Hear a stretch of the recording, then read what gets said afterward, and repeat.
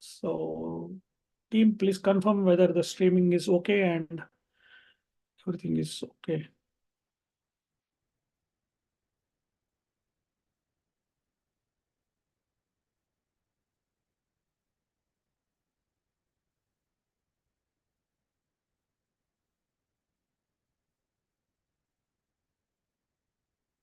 Excellent. Hi, welcome all. On behalf of the Council for Creative Education Finland here in Tampere, I, Hiram Kulkarni, welcome you to this webinar, an interesting topic which is kind of very prevalent and very contemporary. And it's about the AI strategy for the schools, empowering the education with artificial intelligence. Uh, my name is Hiram Kulkarni. I will also introduce myself just in a bit. Along with me, I have my two colleagues and two speakers with me. And we will have this discussion about the artificial intelligence. Uh, uh, just for everybody's benefit, this webinar is been live broadcasted on the YouTube channel of CCE Finland as well as on the CCE Finland website. So please feel free to register over there and join, as well as those who have joined in the live meeting. Please feel free to share your comments and also messages here. You can share your questions for us, as well as we have to admit here that, okay, we are not here to give some kind of advice, to be honest, but we are here to brainstorm. So, so there is no right and wrong answer. So that's why also, if you have any comments to make, please feel free to share it in the comments. And towards the second half of this session, we will also open the microphones for all the participants to comment. So with this initial practicalities, I will start with the initial plan, what we are exactly going ahead with. And I hope that I will start with the initial planning for every one of us actually. So here we go. So today we are going to go in the understanding about bit of the what are the artificial intelligence potential, and also this is not a kind of a this is not the way where we are going to market for artificial intelligence, but this is a critical view that we are planning to pursue, and that's why we have invited the speakers with a diverse opinion and as well as diverse fields. So and also we have the participants who are from academia and as well as from the industry. So these opinions are personal. uh, you are welcome to voice your opinion as well, and this is an initial discussion that we are starting, and this will continue further. By the way, this program or this webinar is a kind of a precursor to the 11th International Symposium on Creative Education hosted by Council for Creative Education Finland. You can see on my right and left here, some of the logos are there. And one of the logo you will find is the United Nations World Creativity and Innovation Week. So United Nations celebrates the 15th April to 21st April as a World Innovation and Creativity Week. And this year we are celebrating our 11th International Symposium on that. And the topic for that is on the well-being and socio-emotional learning with the creativity. So you are welcome to join for the webinar as well as for that conference. And this is where we are. One of the themes within the conference is also on the concepts of happiness and technology around us. And the current technology is artificial intelligence. So that's what we thought, that it is important to focus on this topic, and we will take it ahead based on that. So on the second point, we will also try to see, and if possibly, we can find some practical strategies of AI in the schools, or what is the importance of integrating in the curriculum. And the most important part is on the ethical and privacy consideration. And there will not be much of the slides, but we are going to discuss these questions one by one as a part of the panel. We will have a Q&A, and also there are some activities to understand the school, what are the possible funding grants are available globally, and as well as what are the further engagements and collaborations available with CCE Finland as well. So this is the initial plan that we are planning to go ahead. So I hope this is a quite a fruitful webinar for all of us. So I will put some background behind this, why this topic came into picture, and the learning is changing, and with the advent of technology, the education will also change, and it is also changing. But the speed at which the other industries are changing, unfortunately, education industry is not so well versed with that technological change. We have seen in many countries at many levels, the technology is getting adapted, but we see that in the COVID era, uh, we have seen the kind of two ends of the technology adaptation, which was mandatory for almost every country, every person, where we have at one end, we have quite advanced learning management tools and advanced tutorials that can be worked. And on the other side, even if we can log into the Zoom meeting, it is considered as technology. So we have seen the kind of two ends, and COVID has let us, uh, let's say, ponder upon what are our limitations and what are our strengths.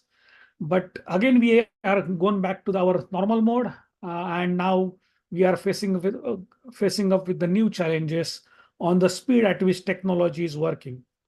So I came across these two words, and these words are the same words which are mean the students. So student is the one word versus vidyarthi, and learning is changing in this two context, where student, which is a original meaning or original word of student as an English word, if you go back to the Latin word behind that called studere, and studere is a painstaking effort. That's the meaning of the word studere.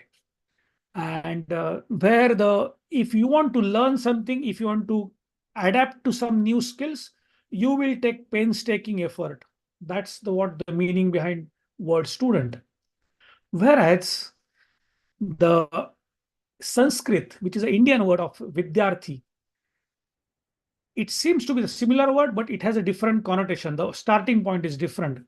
Vidyarthi has a meaning which is vidya arjeti iti, means where the person is seeking for the knowledge. So seeking knowledge and seeker of the knowledge is not only through the getting information, but asking questions. And this was the original education 1.0.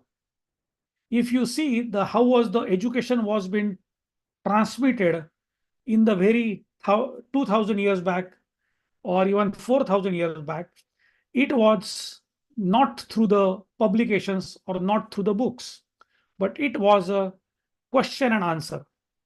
It was always a question and answer. You see the similar kind of question and answers in a Confucius way in Chinese history. You also see the some of the example, same thing on the Socrates methods. The Greeks also did the similar way of the question and answers. Way back in Gurukulas in Indian context, in Hindu context, you can see also that the Guru and Shishya, which is the teacher and student, they used to question each other, and it was a question and answer. What is happening in the AI world? We are again going to this original mode where we are asking a query and we are getting an answer, and we are keep on doing it till we get the satisfactory answer or till we are satisfied with the that particular context. If you see this entire uh, process, uh, it is something that the with the advent of artificial intelligence, definitely learning will change. Learning has to change, but what kind of learning will change? That's our challenge, or that's our part. There are a lot of studies are already going on. There is a lot of research is already going on, but no one knows the answer very clear. And to brainstorm this, we are going to discuss today on various topics on this area. So with this initial context, I'm going to invite and discuss, and also we are going to talk about this topic. So I will introduce myself. My name is Heram Kulkarni. I'm a director at the Council for Creative Education Finland. Also, I'm a researcher at University of Jyväskylä in the domain of education technology. And my research area is in the field of learning management experience solutions and learning experience platforms, and as well as in the field of the Africa and Asian studies. I work mainly with the strategy and development at CCE Finland, and we have worked on the various technological and curriculum reforms with various state governments as well as national governments. And currently, my main goal is to work across various school development programs organized by Council for Creative Education Finland in the countries like India, Vietnam, South Korea, and in the Middle Eastern countries. This is a brief about me, and with this, I would like to welcome my colleague and one of the speaker, Jussi Hannunen. Jussi, welcome, and I will just give a short introduction about Jussi. Jussi is a very active designer with keen interest in artificial intelligence, and currently he's leading a team at the Random Solutions.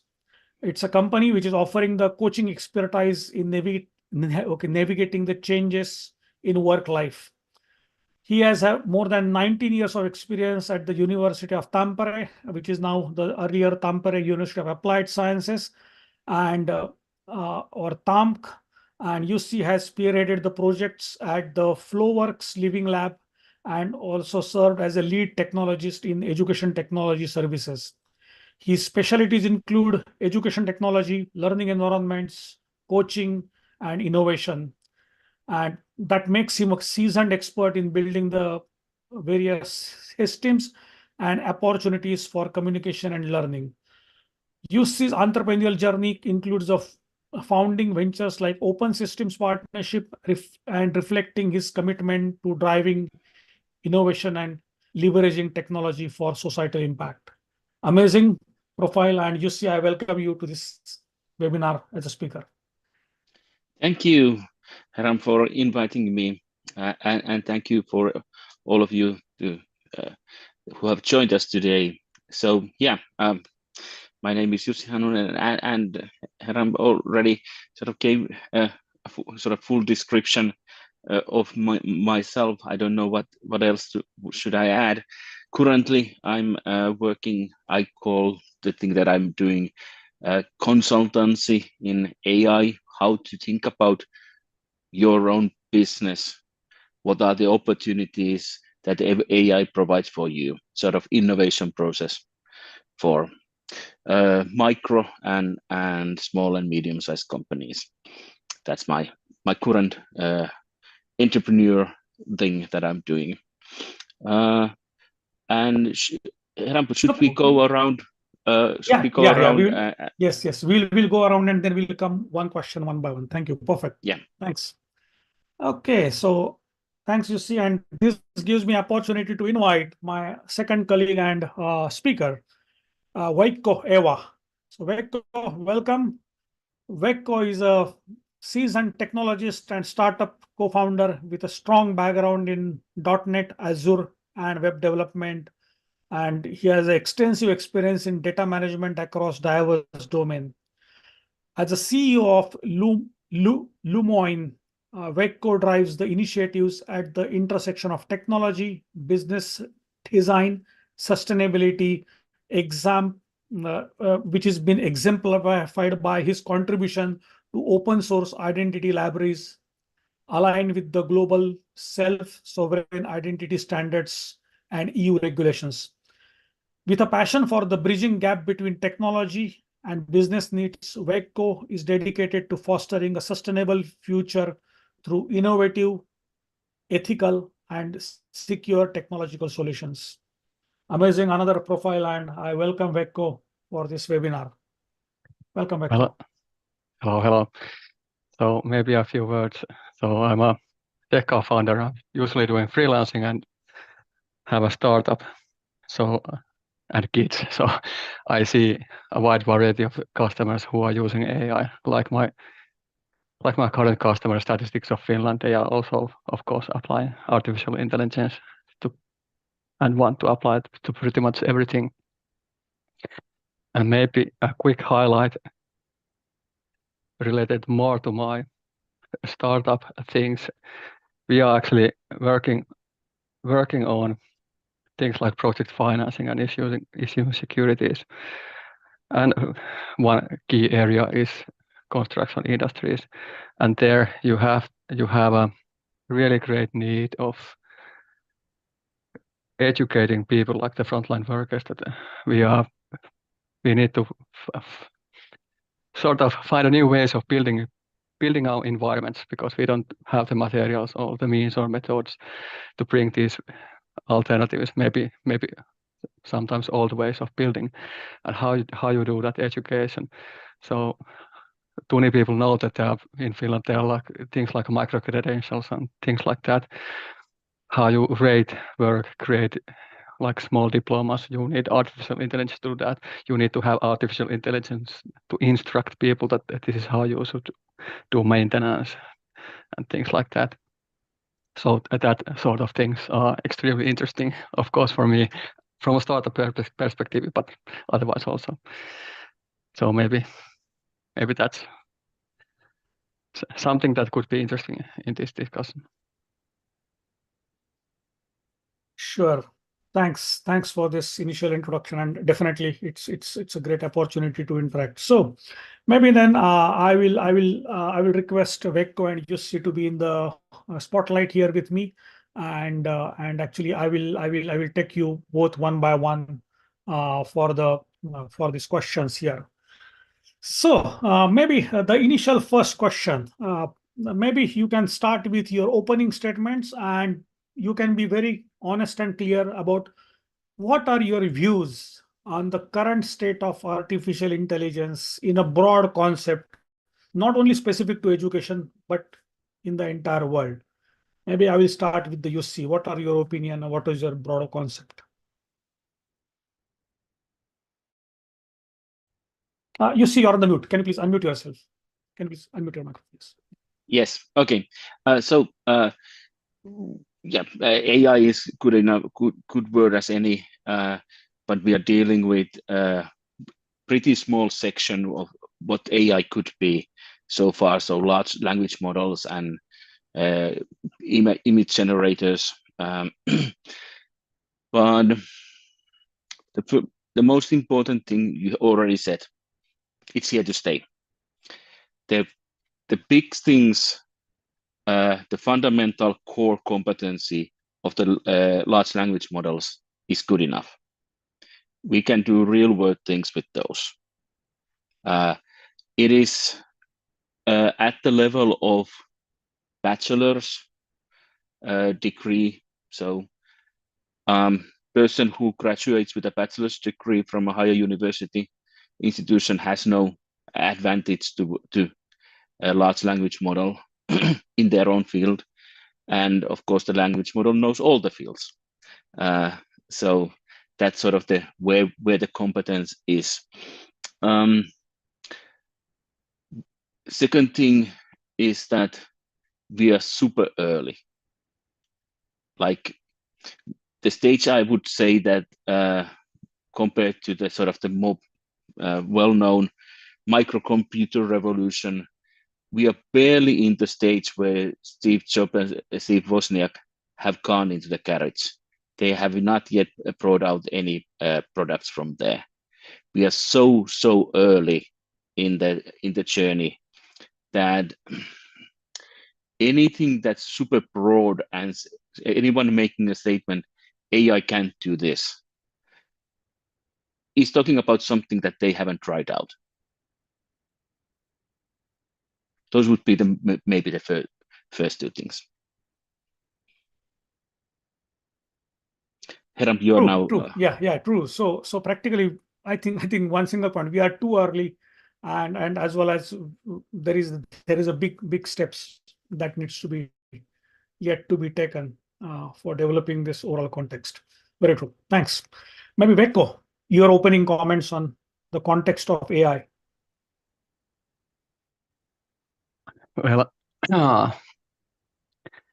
Well, maybe what people with bachelor's degrees have, in addition to large language models, is maybe critical thinking, because they are basically stochastic reasoners. They just take the probability of the mass that this is the most probable answer to this question with this framing and so on and so forth. Of course, there are expert systems that guide those things. So maybe it depends that if you are doing rote learning, you will lose. But if you know how do I say, apply critical thinking, that how do you frame the question, how you do the reasoning, which broadly speaking in large language model case is called prompt engineering. But that's what it basically does. You are trying to guide it to reason to certain directions and choose from that universe of probabilities something that maybe creates something that's for value for you. For me personally, and I know what my kids do with it, is that the AI is never angry. It never gets tired. You can ask a lot of stupid questions. You have a really tight loop that you do what kids do, like all the time. Like, if I do this, how about that? And then you get something back, and then you go on and go on and go on. It's like if you are doing this, clicking Wikipedia links and do that for hours. That's basically what it makes easy. But you have to have critical thinking, and I think you always have to have it. That's the nature of the beast, that you have a mass of information, and what happens is that indeed the stochastic reasoning just means that with some probabilities you take something, which means that if 1,000 people are repeating a lie, it doesn't become a true fact. So that's probably what brings me also into this mini certificates, and that you have to have verifiable information and how it links, for instance, in European Union and also in Finland, to other initiatives with these European Union fact wallets.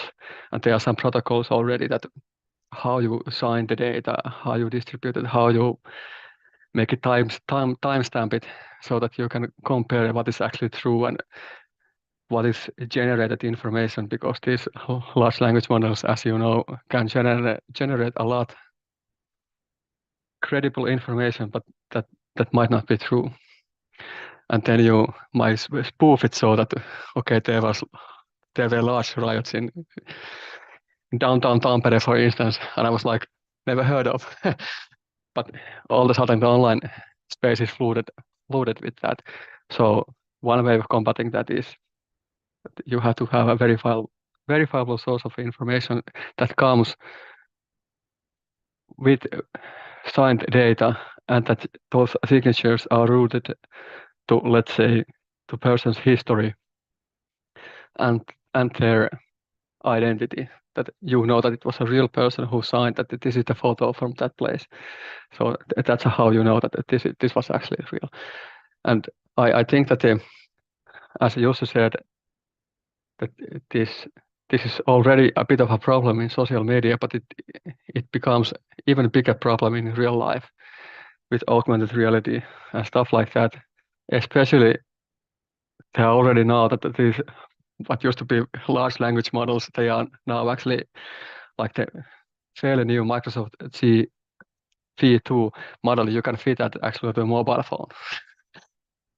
So you can generate that kind of stuff on your mobile phone, and I think that maybe in 5 or 10 years you can do a lot more, especially when you combine that with expert systems that you can, how do I say, you can create a pathway of tasks and do like a credible reasoning with artificial intelligence, which might be wrong, but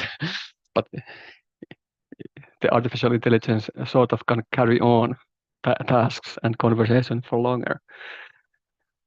So that's why we get into the interesting world where the truth is even more valuable. True. So I think so as a maybe initial point by all three of us, I think we can come to the point that okay, that there is a still lot of to be developed, and we are at the very early stage, and we will see the uh, we have seen a kind of a top top level view of the AI, but the real once we go deep inside that, you will see real challenges and real benefits as well as we see in the future. For example, the year 2023 was dominated by the chatbots.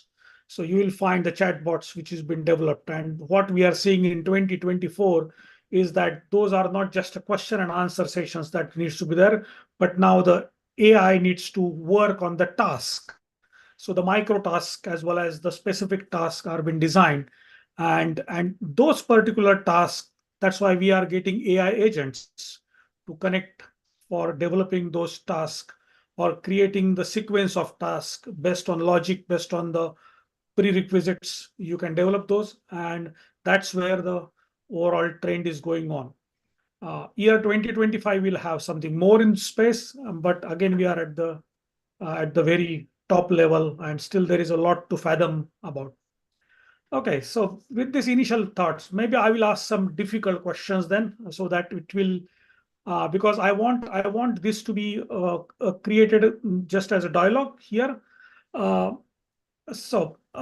when we see from the industry perspective, and let's take an industry because we are from the technology industry, construction industry, telecom industry.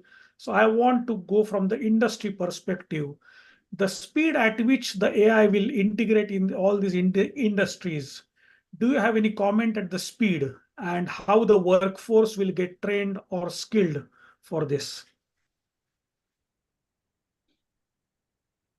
Do you have any comment on the speed at which the workforce will get trained on the AI technologies and correspondingly for that? I think Yeah, I, please go I ahead. think Please go ahead. This is open for all three of us. I think there probably doesn't need to be any like real kind of education. It probably goes so that it gets embedded to everything. And maybe I was actually writing the chat that it might make our lives easier otherwise to, like for instance, take city planning. It's really difficult to visualize that what is happening because the time spans are so vast and long.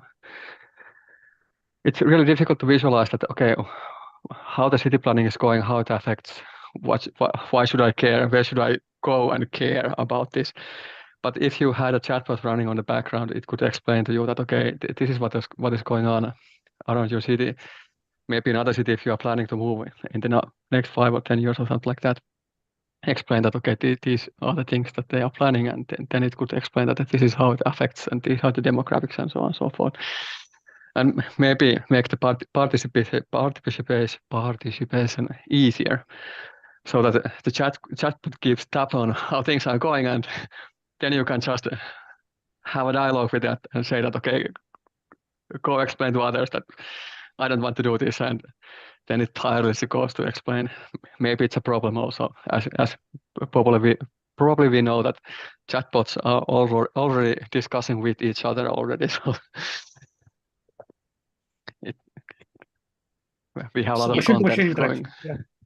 Yeah, machine to machine interaction. Very true. You see. Yeah, this is actually interesting and a difficult question. I think it's going to we are going to realize that AI using large language models, the prompting is a literacy, and we are going to take it on as we take any kind of a literacy. So it's often called, of course, prompt engineering. I don't think it's an engineering. It's, to me, it looks more like a literacy. And literacies are, they are taken on board gradually. And you can do actually quite a lot, even a little bit of a literacy. even a little bit of literacy is much more helpful than not having it at all. So you gain operational capability from a little bit of literacy, and because the AI systems will try to support you using them, you can actually start getting stuff done with them pretty quickly. So there might be not this great need of upskilling before you can start using them. So it might not feel that big of a thing. The big changes will come from power structures and identities starting to change. And how that plays out is really, really hard to predict. It's probably going to be disruptive. But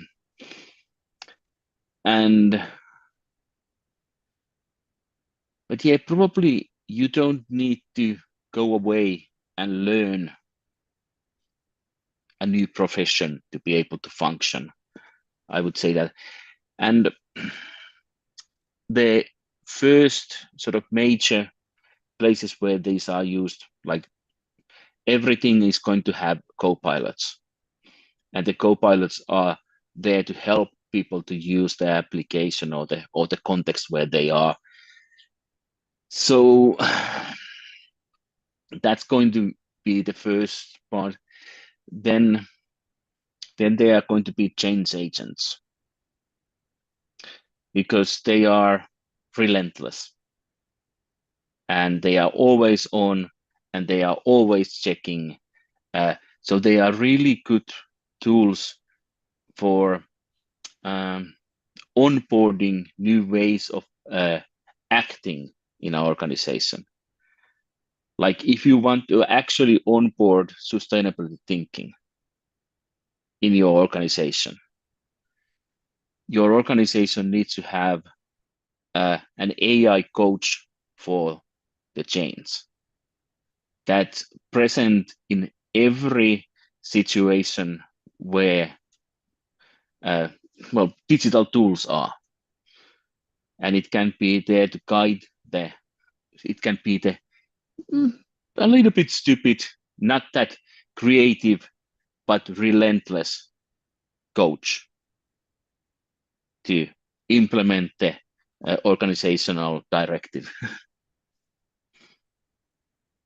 So in short, in the future, these AI agents will be like buddies as well as they are like a person with a stick in hand who can help us to navigate it can be that, or it can be like it can check your work. Yes, it can check your work, and as well, it may also motivate you to do something, and as well as it will have also the reverse impact. Who can see that we are competing and we are being monitored by the machines, which also on the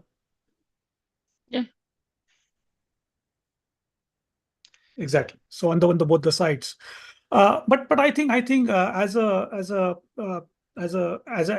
normal consensus or kind of part, we are seeing the current adaptability of the user experience of the most of the AI tools is that you don't need a great upskilling, but in fact they are so easy to use. You have to just click and you have to just ask the question, create the prompts, as well as even the design part of the nowadays. Let's say you take any example starting from video editing till the accounting, any places you can find those kind of easy to use interfaces which will happen. So upskilling is not a challenge for us, but what is challenge is that's required at the strategy at the organization level, that where we are going to intervene and for which processes. Because, and that's the next challenge, what we see is that if the organization is not ready with the strategy of how AI is going to change the behavior of the workforce and AI is going to change the behavior of the organization, then the organization will be on the fate of the nowhere. It is not a human-based organization. And this we have seen also in the recent few months, that many of the organizations are thinking of replacing some of the processes with the AI, and that also gives the impact back to the behavior of the organization. Why I'm saying so? Because it's not the individual upskilling is important, but it's organization and team upskilling is required, so that you as an organization and as a team are ready for the next change and how it is going to change the mass thinking. That is what is the most next things are required. And if you see, the most of the researches happening at the group level is happening on this group behavior, based on the AI changes and mainly AI change agents. Superb, very good, very interesting point. Okay, now with this initial understanding, any comment, please? You see, please go ahead. Maybe I might want to add a little bit there. One of the major benefits of AI is that it's different from humans. So AI doesn't lie; it makes mistakes, but the mistakes it makes are something that humans are pretty good at catching. And AI is really good at preventing humans from lying to themselves, to their team, and to their organization. AIs can force organizations to be honest to itself. And that's going to be disruptive. It's probably going to be, in the long run, one of the major benefits of AI. But you will, in the future, actually have to tell your boss what's going on. You can't hide the bad customer feedback. True. And the CEO will also know it.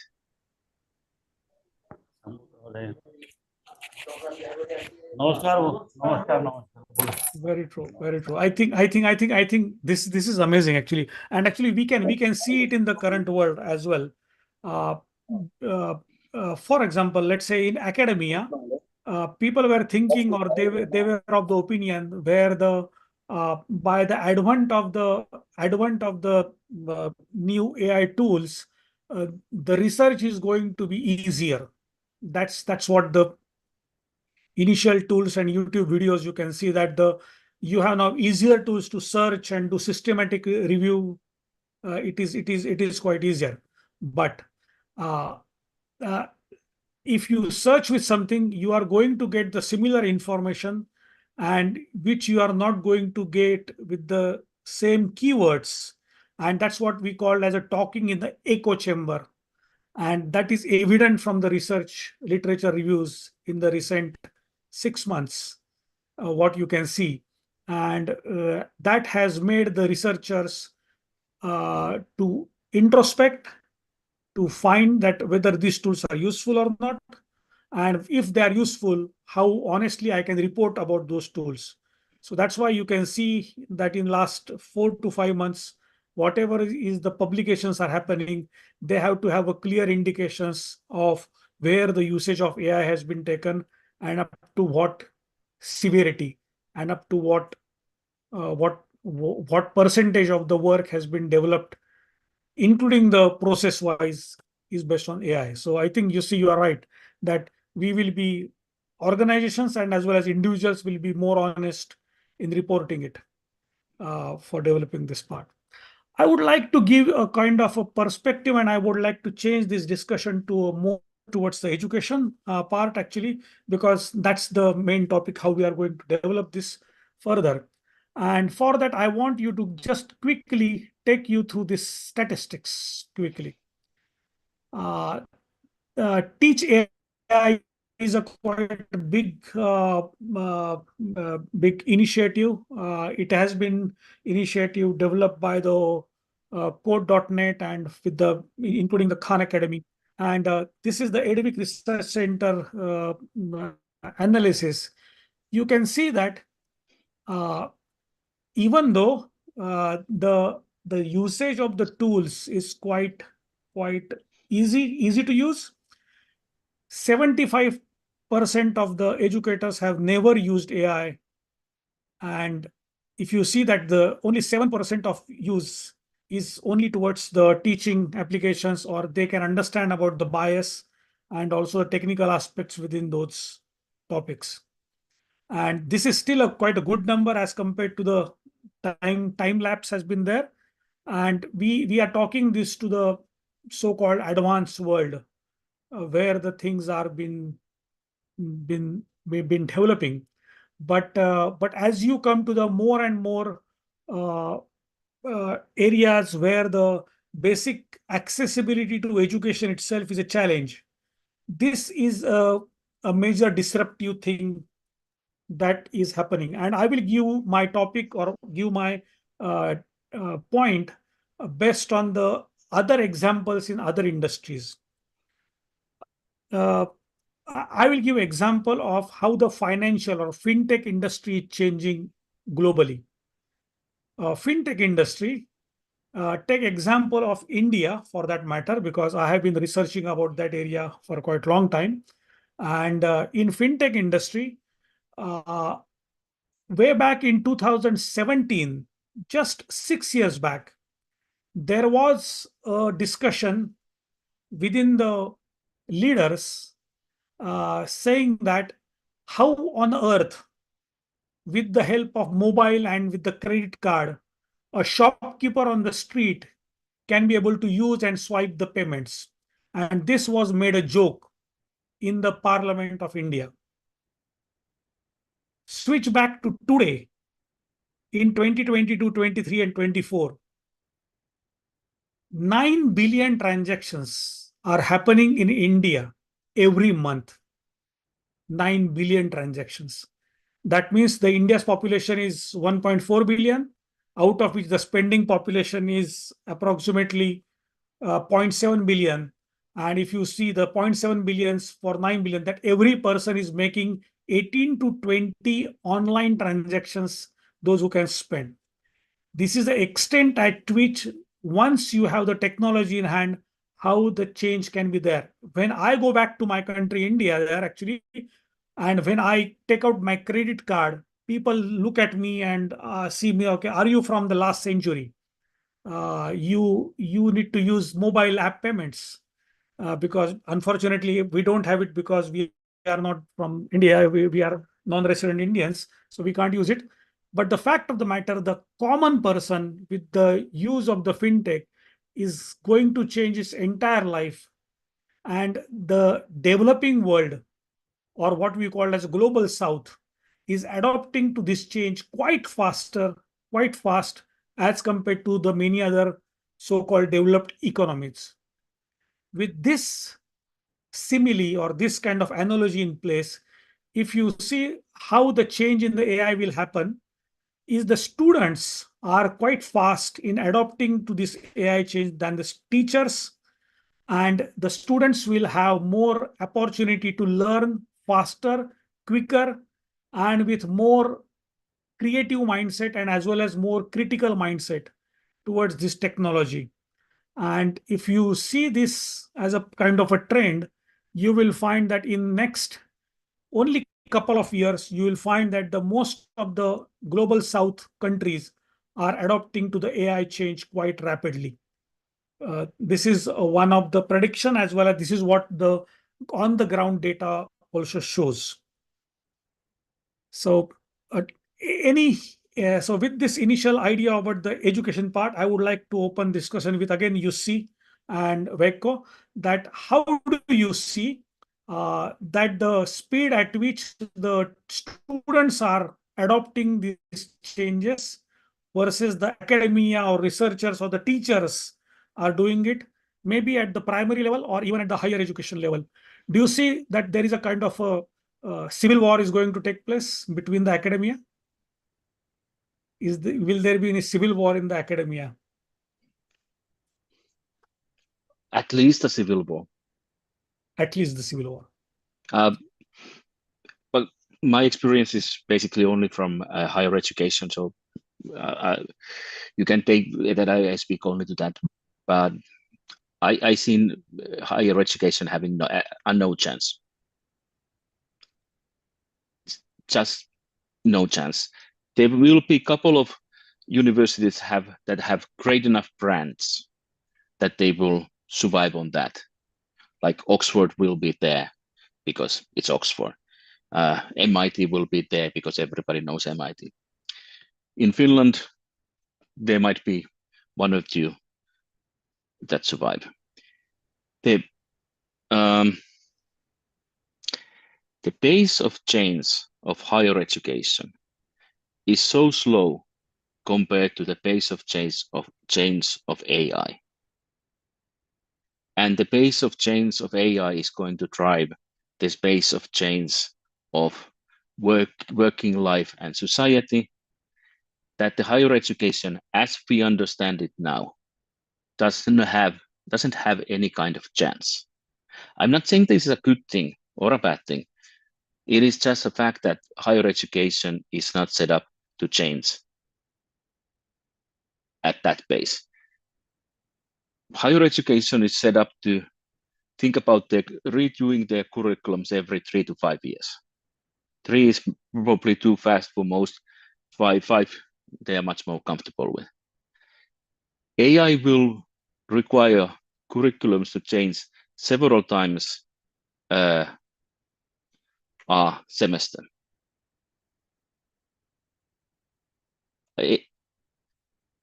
There's just no way that the higher education as we currently understand it, centered around curriculum, logistics, and teachers' experience, will survive that.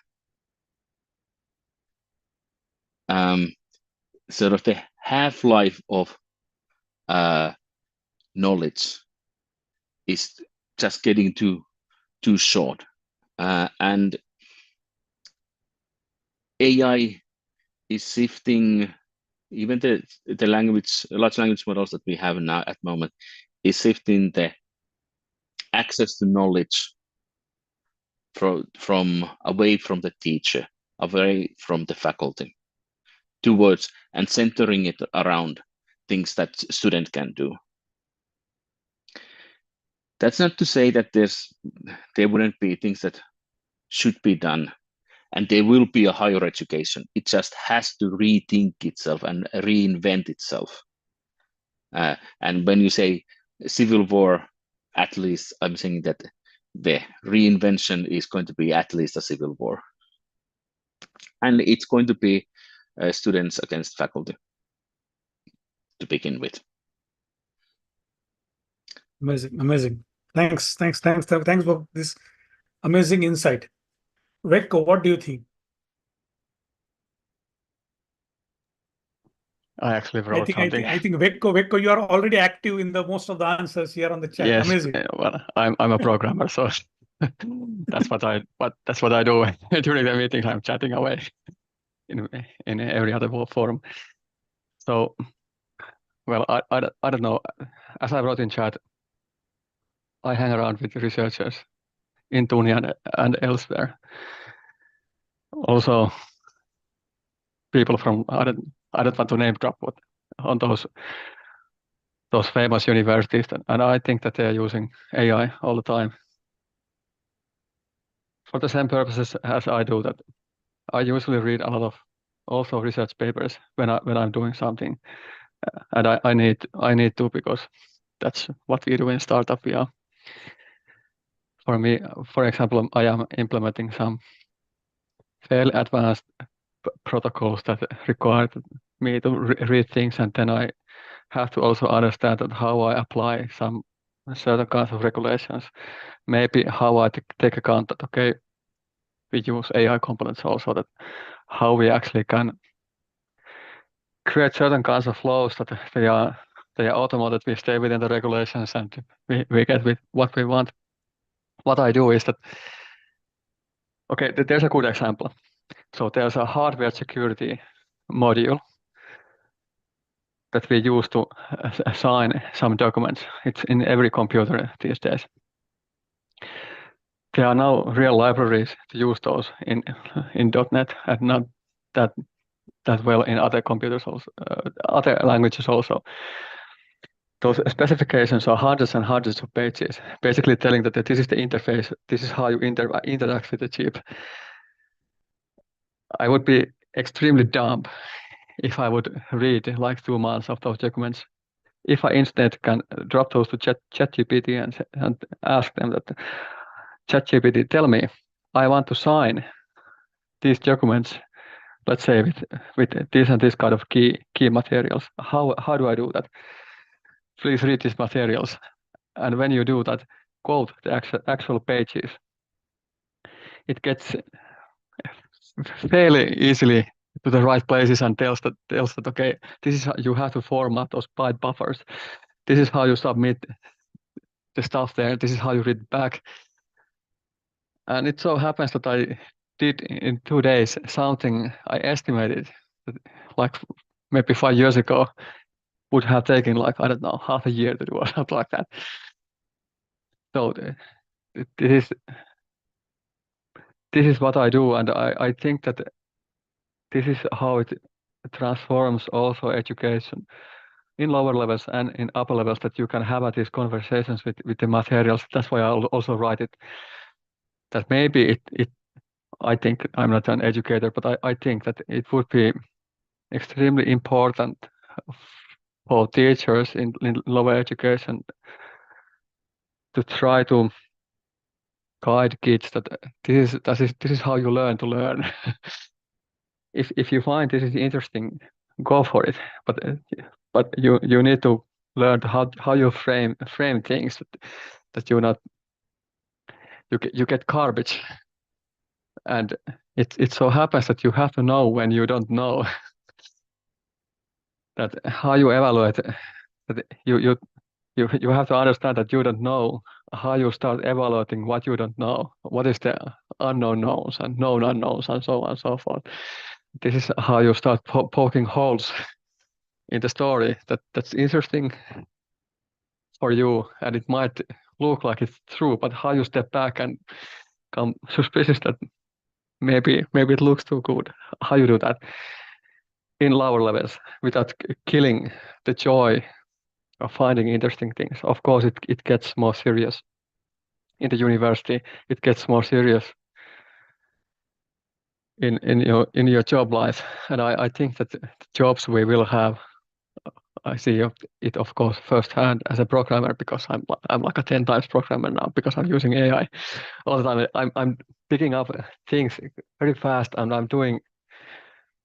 There's this concept of full stack programmer with part of my language, which has been bullshit up until now, but maybe it's becoming more about reality, that I can do these very extremely low level things like security hardware engineering, and then I can do like web interfaces, and I can create all kinds of things in between also without a team.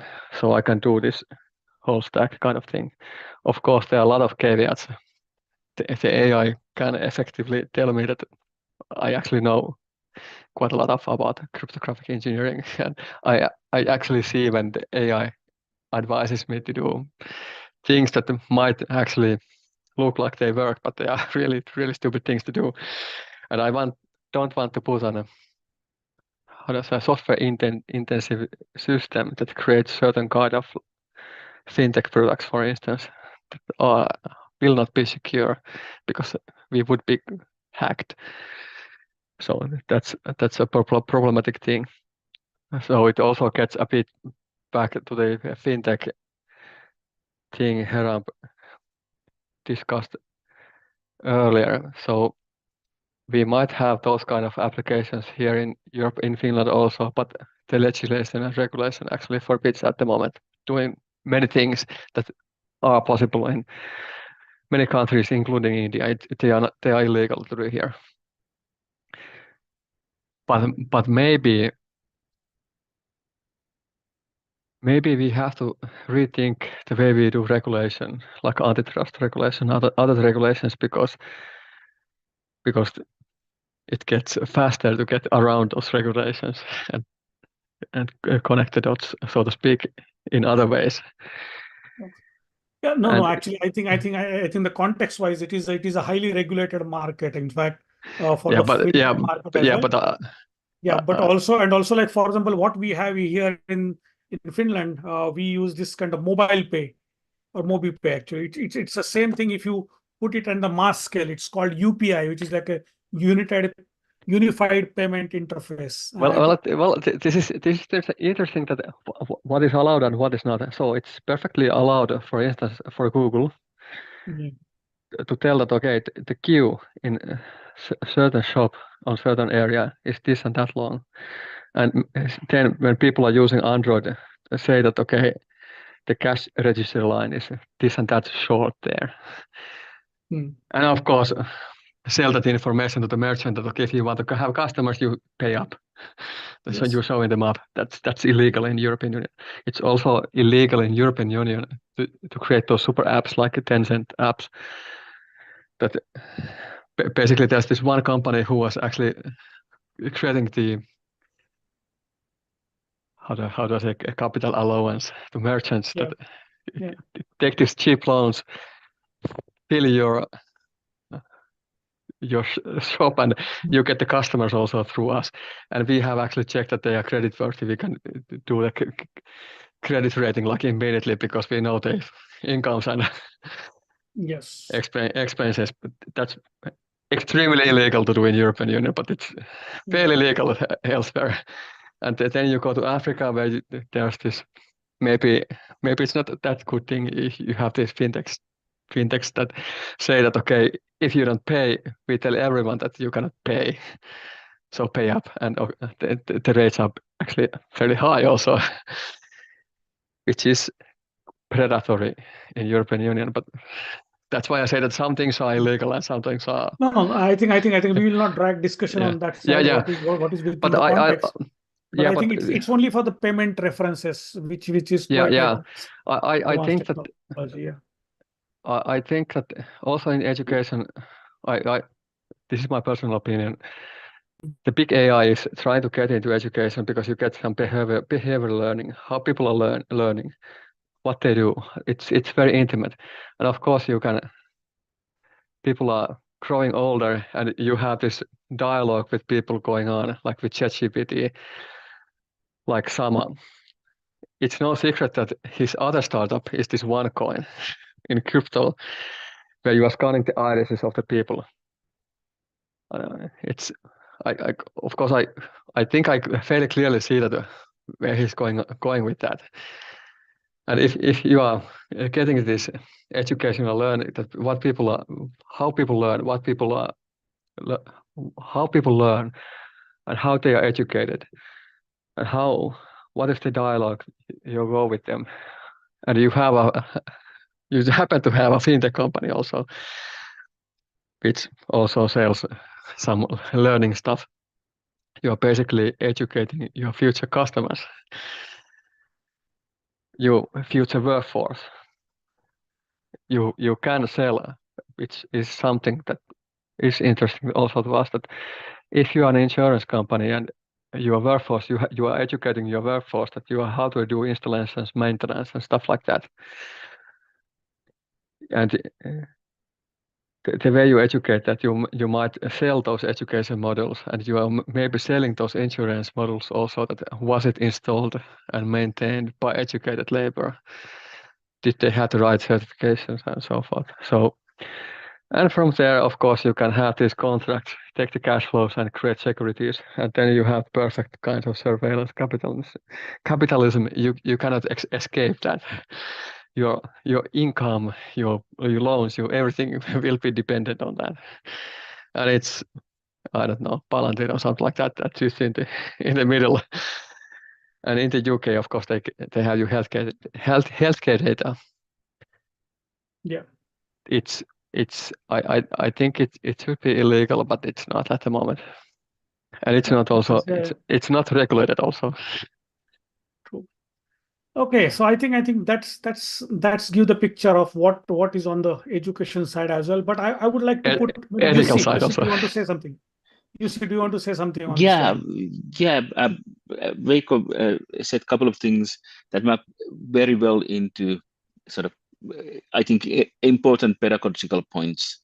And Yeah. I thought that I might just sort of draw, Yes, sort of, yes. and underline that. So when Veikko was saying that he put this massive text that was impractical to read to ChatGPT, he was doing something that a lot of people do, and a lot of people do not necessarily just the text that they put in, but a lot of text that has been the chatbot has been trained previously.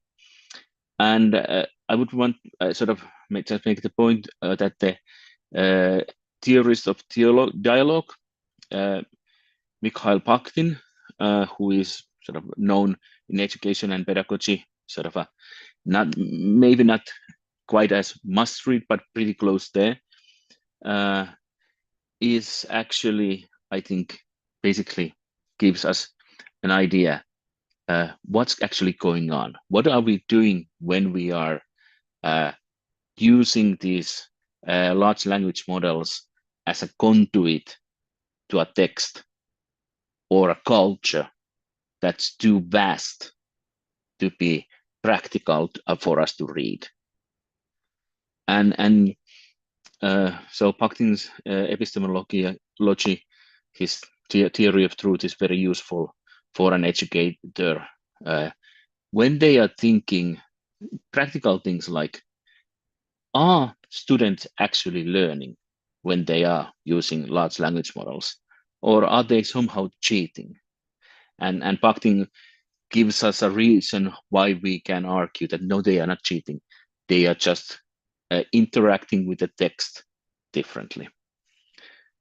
Also, that maps pretty well to Lev Vygotsky and his concept of zone of proximal development, and especially the role of the mentor in expanding the zone of proximal development maps very well to the idea that the child has a mind that they can constantly ask questions.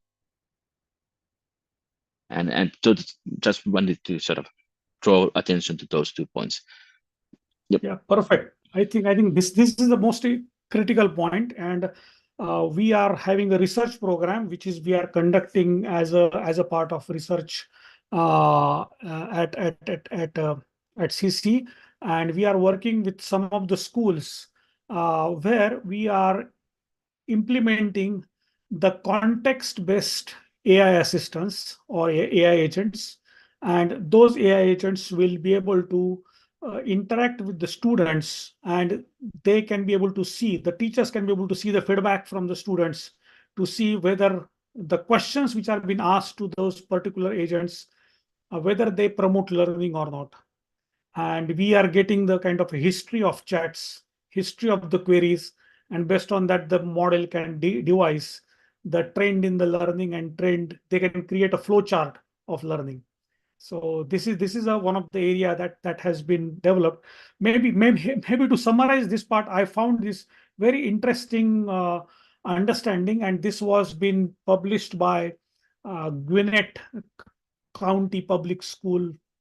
They have developed this kind of a AI learning framework, uh, and I found it quite interesting, and I think this gives the kind of a what will be mean by the AI ready student in the future, where we will have the 6 components. Now, these 6 components will vary depending on the context, but at least they are the kind of block levels in the data science, in the programming, in the mathematical reasoning, creative problem solving, ethics, and applied experiences. And if you can be able to connect these 6 blocks through various skills and interfaces together, that gives the overall framework for the being a AI ready student based on the inputs what you have given, that uh, how the students will react to the future problems and how they will get equipped for this large big data, and how to analyze those data into the context and then create a visualization. As Veiko said, that we have large manuals. Instead of reading those large manuals and reading those large contracts, how we can be able to go to the specific points, do the most of this manual work. And what we are doing is that, okay, earlier those skills were only connected with the lawyers. Those skills were connected to the technical writers. But now those skills are getting democratized, and individual person can be able to use those skills in a single context, in a single, without having a big team of people around it. And that will give a new ways of learning, new ways of skills for the students altogether. Excellent, excellent. I think this was a very, very interesting discussion altogether. I would like to come to the last segment of this particular discussion, and the topic of this is to create an initial discussion.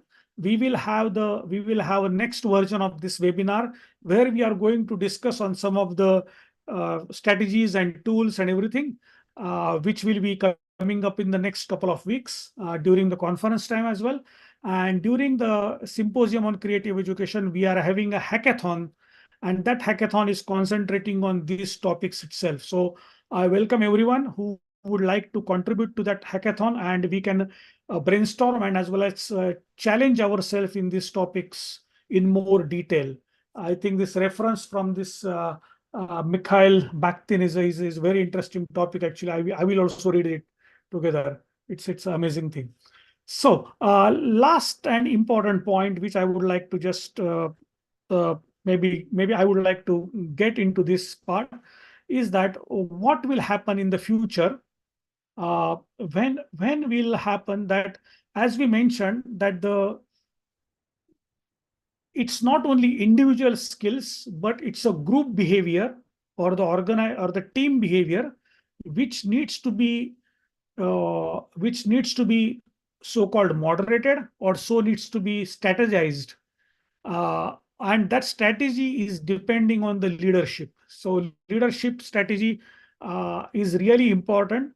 And for the schools, which is the most vulnerable section of this system, maybe corporates are still can be easily managed because they have some kind of a common agenda of working towards profits.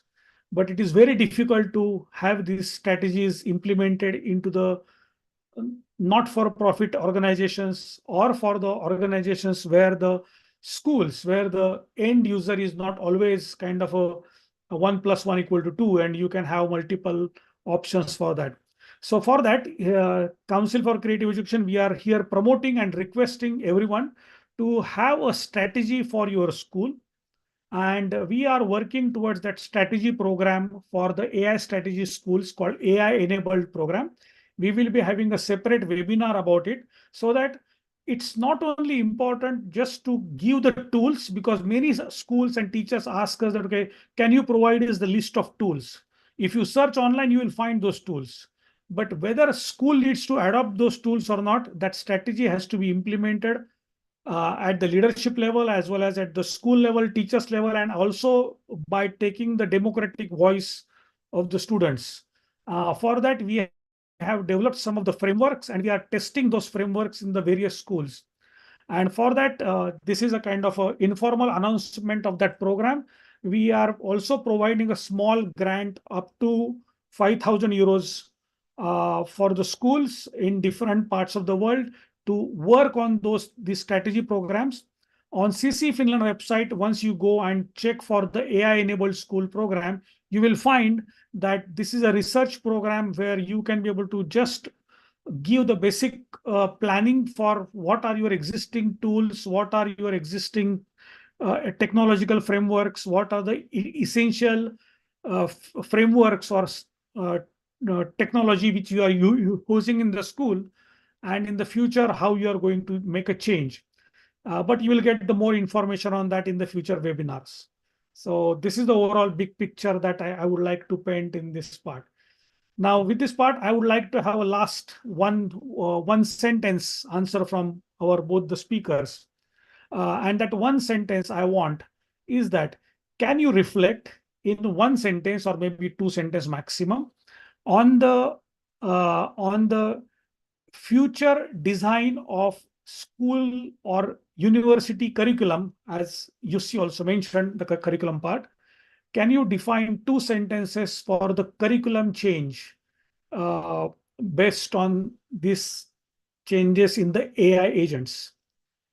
Do you want to say two sentences for that? What would be two sentences that teachers or the school should take in mind before planning those curriculums?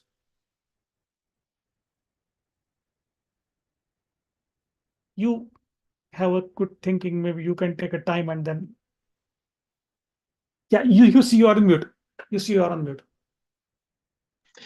So I guess I can give it a go and try to say something. My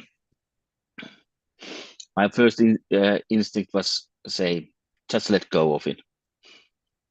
That was my first instinct. But maybe try to turn it into a living document. Maybe try to turn it into a large language model, something that can develop on the fly. That would go a little bit towards addressing my concern that the curriculum is the anchor that slows down everything. Where should it go sort of in the content wise? It should, whatever helps the education center around the learner is good.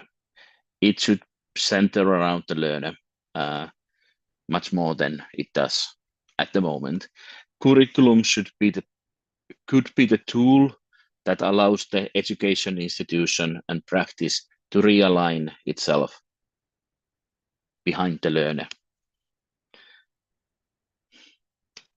If it can be a living document and help aligning behind the learner, that would be great.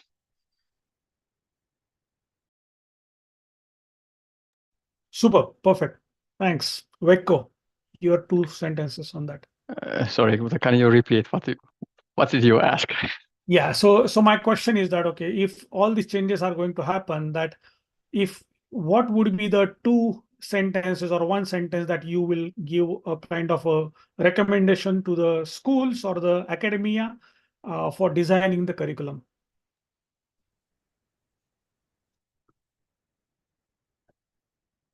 So I would be echoing what Jussi said, but to give it in a few sentences, I would say that there's no stupid questions, and I think that these AI systems are extremely good to explain those things. That you don't know the definition of something or something else like that. So the teachers do not need to maybe explain that much those things.